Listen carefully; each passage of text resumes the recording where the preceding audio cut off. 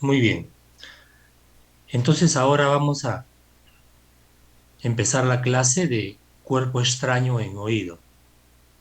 Yo soy el doctor Maciotti, José Maciotti, y primeramente vamos a observar la anatomía del oído. Vamos a ver acá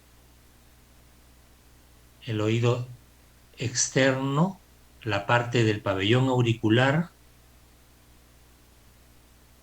el oído externo que va hasta la altura de la membrana timpánica. Tenemos el oído medio, donde tenemos la cadena osicular o la cadena de huesecillos, y el oído interno, donde tenemos la cóclea y los conductos semicirculares. Tenemos en el oído, en el pabellón auricular, tenemos el hélix, el trago y las glándulas ceruminosas. En el oído medio, en el oído externo, en el oído medio tenemos la cadena de huesecillos, la membrana timpánica y el osículo timpánico. En el oído interno tendremos la cóclea, el nervio vestíbulo coclear, la arteria carótida interna y la tuba o trompa de Eustaquio, ¿no? La trompa de Eustaquio.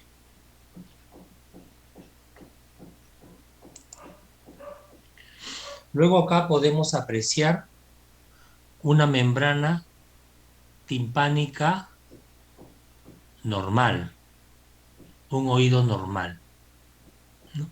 En el que podemos apreciar la membrana timpánica blanca nacarada, transparente, con el mango del martillo que se aprecia en esta zona. Luego vamos a ver sus otros caracteres, ¿no? A la otoscopía que podemos apreciar. En la otoscopía de una membrana timpánica vamos a apreciar la pars flácida, el pliegue malleolar anterior, la apófisis corta del martillo, el mango y la espátula del martillo. La pars tensa, el triángulo luminoso, y luego tenemos el anillo cartilaginoso, el anillo timpánico, la ventana redonda, el promontorio, el estribo y el yunque, que están por detrás de la membrana timpánica. No se puede apreciar bien como en el martillo, que se puede apreciar un poco más, y la cuerda del tímpano, ¿no?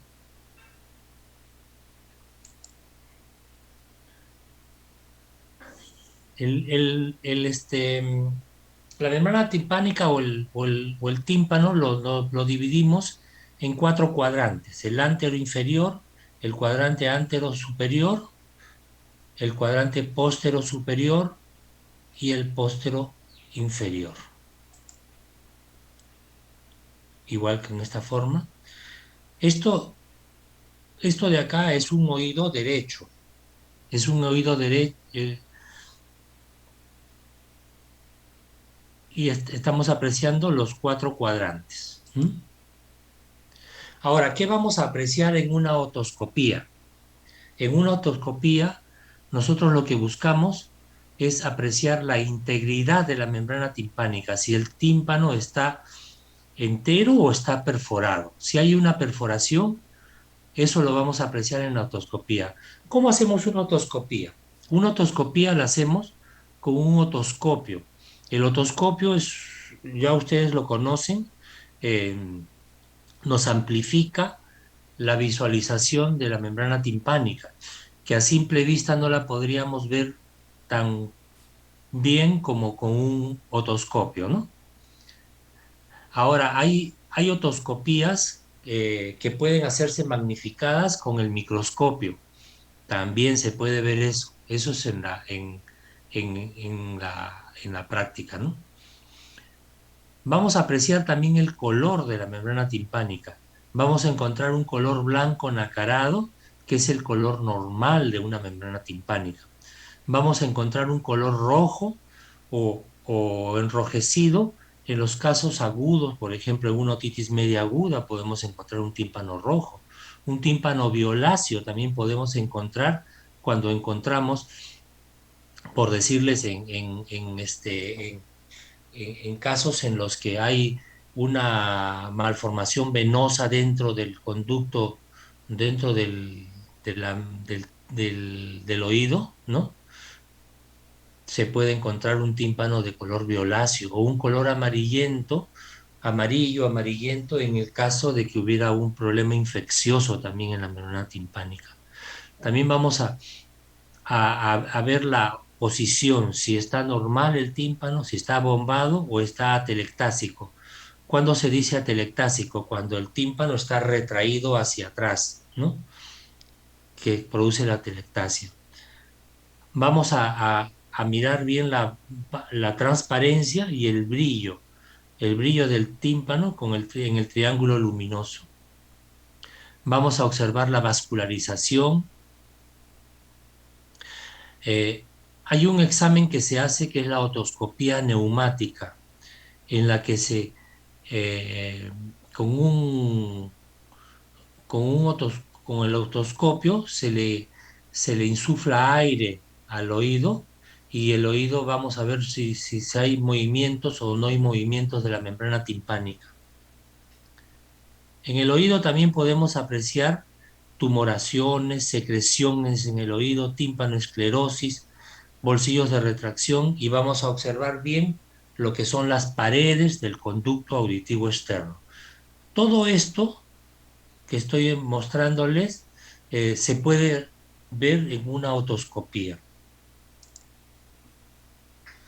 ¿Qué terminología se emplea frecuentemente al examen del oído externo? Podemos apreciar cuándo es miringitis. Miringitis es la inflamación de la membrana timpánica. Efusión del oído medio es cuando hay fluido en el espacio del oído medio.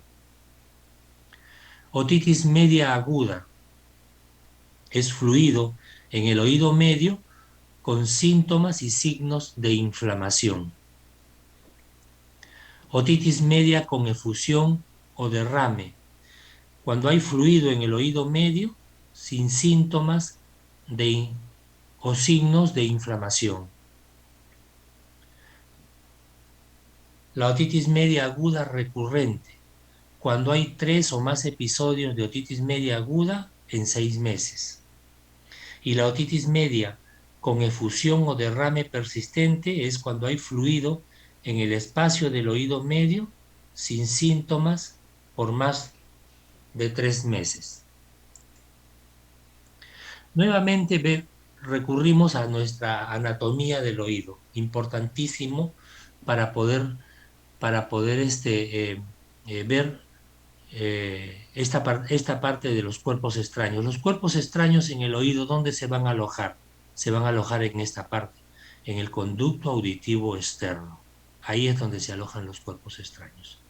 Entonces tenemos acá el pabellón auricular, el conducto auditivo externo, la membrana timpánica o el tímpano, la cadena de huesecillos, los conductos semicirculares, el vestíbulo y el caracol, ¿no? La trompa de Eustaquio. Patología obstructiva del conducto auditivo externo. Tapones de cerumen. Los tapones de cerumen son generalmente una de las principales causas de obstrucción a nivel del conducto auditivo externo. Los tapones de cerumen son producidos por las glándulas ceruminosas. Estas glándulas ceruminosas y glándulas sebáceas que se alojan en las paredes del conducto auditivo externo, nos van a producir un cerumen. Este cerumen puede ser pastoso, como el de las glándulas ceruminosas, o seco, también de las glándulas sebáceas, ¿no? Por eso tenemos, a veces cuando nos limpiamos el oído con un hisopo o con un palito con algodón, ¿no? Vamos a encontrar una cera que a veces es media cremosa, o a veces es media pastosa, o a veces es dura, ¿no?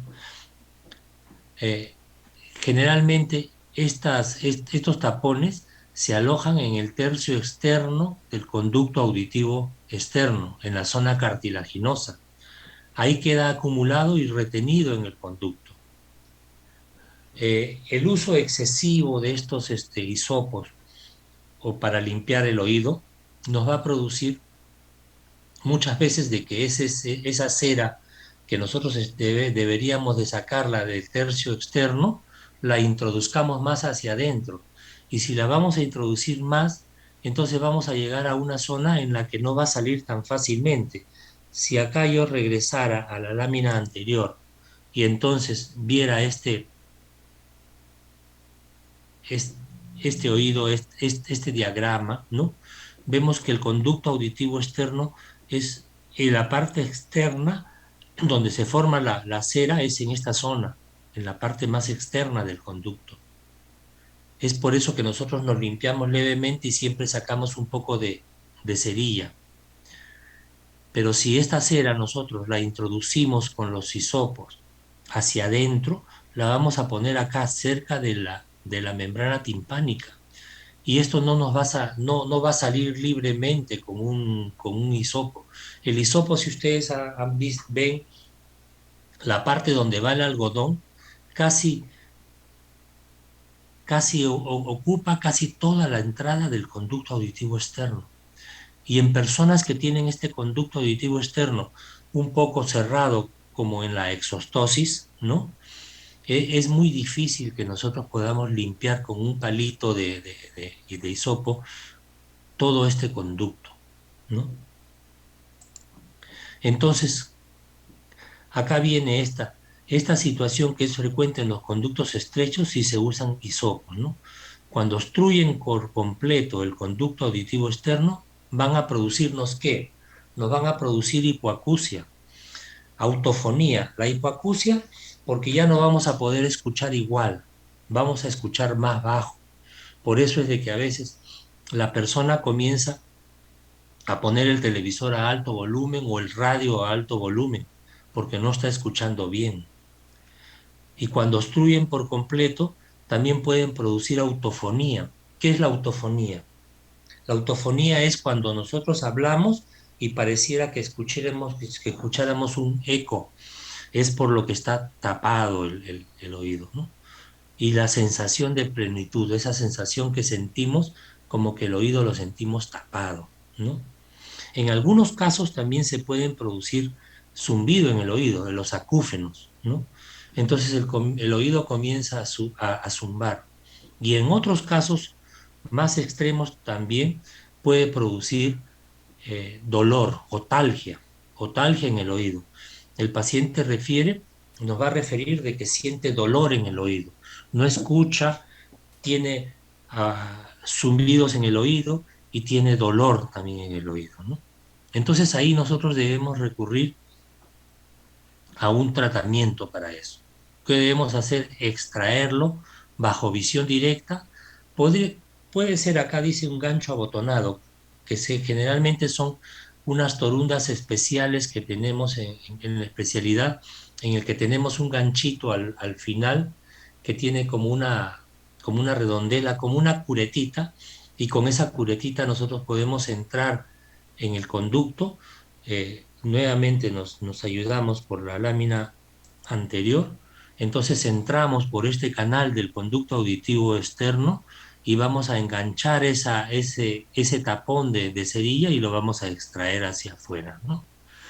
Esto a veces se puede hacer, A veces también no se puede hacer porque a veces el conducto es un poco estrecho y no entra nuestra torunda o nuestra curetita de oído, ¿no? Entonces tenemos que hacerle un lavado de oído, ¿no?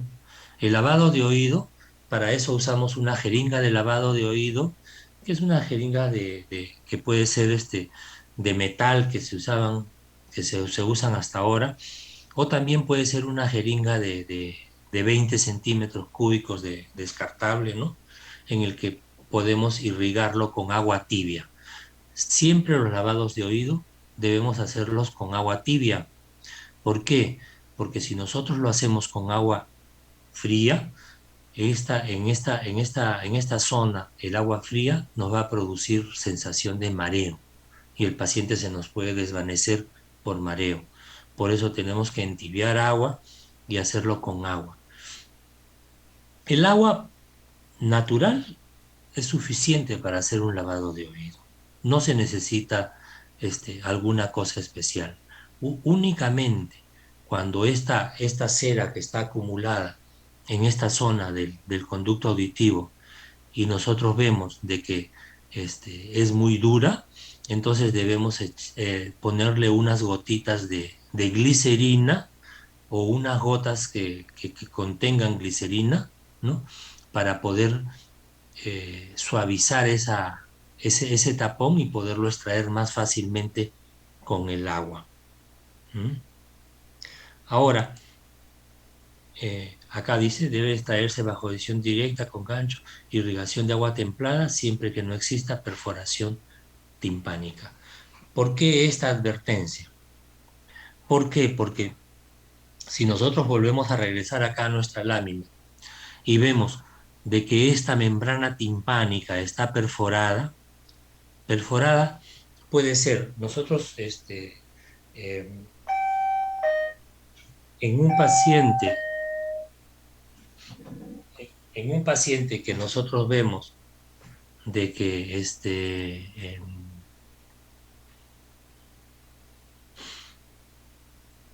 nosotros le preguntemos en la anamnesis de que si es que ha tenido infección en el oído anterior y haya tenido secreción en el oído, entonces podemos pensar de que sea un paciente con una otitis media crónica y que pueda tener una perforación de la membrana timpánica. Si nosotros le echamos agua a presión en esta zona, esa agua va a pasar a la zona del oído medio y entonces va a provocar mayor problema infeccioso en esta zona, porque va a estar el oído muy húmedo. ¿Mm?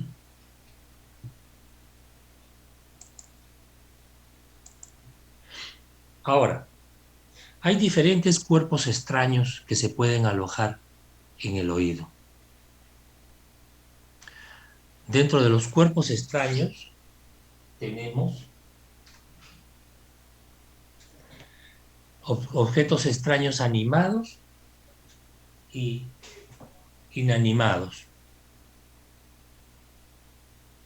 Dentro de los cuerpos extraños animados podemos tener los bichos, ¿no? Bichos que pueden ser, por ejemplo, garrapata, pueden ser insectos como cucarachas, ¿no? Hay unas cucarachitas pequeñitas que a veces se pueden entrar al oído, ¿no? Insectos.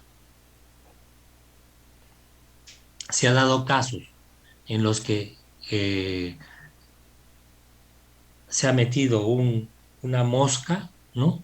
En el oído y la persona no se ha dado cuenta o lo ha dejado o ha estado molestándole, se ha echado agua y esa mosca puede haber dejado sus huevitos y, y provocar, ¿cómo se llama?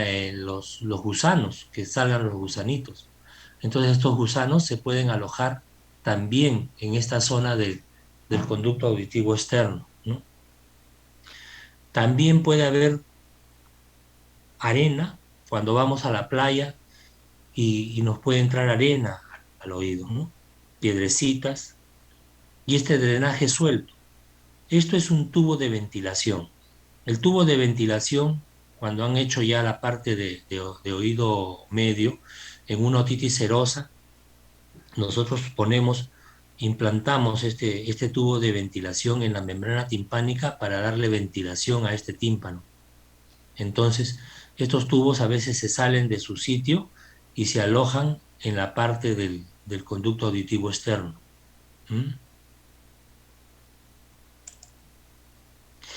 Como también podemos encontrar restos de algodón cuando la persona está limpiando el conducto auditivo externo y este conducto este, y se queda la toruntita de algodón se queda en el conducto, este, nos puede provocar un cuadro de cuerpo extraño en esta zona. Papel, también las personas que se acostumbran a limpiar el oído con papel pueden dejar un pedazo de papel, ramitas, cosas que pueden pasar.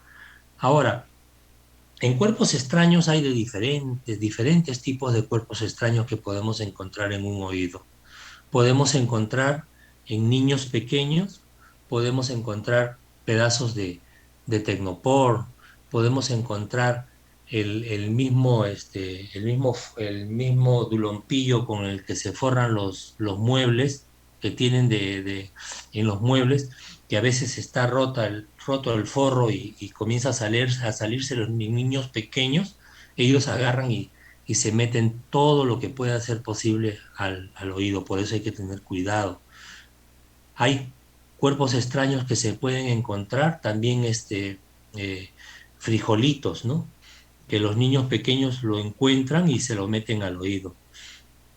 Generalmente en estos casos, lo que la característica principal es el dolor del oído, ¿no? Los niños presentan dolor en el oído y entonces eh, uno se puede dar cuenta de eso. O también cuando el oído comienza a salir alguna secreción por el mismo cuerpo extraño que ya tiene tiempo metido en el oído, uno se puede dar cuenta, ¿no? Sobre todo en niños pequeños que no nos avisan qué cosa es lo que está pasando, ¿no? ¿Cómo solucionamos esto? Lo solucionamos con la extracción bajo el control otoscópico que puede hacerse con el gancho abotonado, como les decía, la curetita de oído, o también aspiración, con la aspiración, ¿no? Con un aspirador podemos aspirar lo que haya, ¿no? Bueno, el uso de pinzas no se debe hacer siempre y cuando no tengamos una buena luz y una buena zona donde podemos utilizar. Hay unas pinzas de oído que nosotros utilizamos en la especialidad con las que sí podemos extraer un cuerpo extraño, ¿no? Pero los cuerpos extraños, cuando se extraen, deben extraerse con visualización directa. Si uno va a meter una pinza en el oído y no va a saber por dónde va, entonces vamos a tener problemas, ¿m? Y podemos lesionar en la membrana timpánica.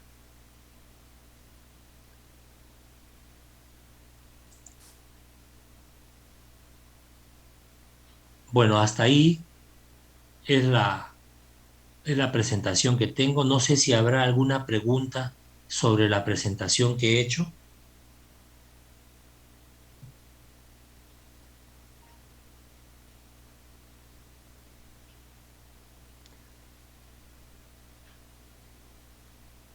Doctor, ¿se ha escuchado bien todo?